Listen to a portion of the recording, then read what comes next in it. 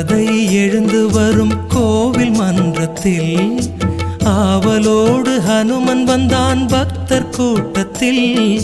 ராம கதை எழுந்து வரும் கோவில் மன்றத்தில் ஆவலோடு ஹனுமன் வந்தான் பக்தர் கூட்டத்தில்.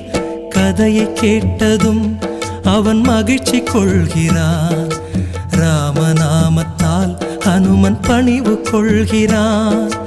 கதையை கேட்டதும் அவன் மகிழ்ச்சி கொள்கிறான். ராமநாமத்தால் ஹனுமன் பணிவு கொள்கிறான். ராம கதை எழுந்து வரும் கோவில் மன்றத்தில் ஆவலோடு ஹனுமன் வந்தான் பக்தர் கூட்டத்தில்.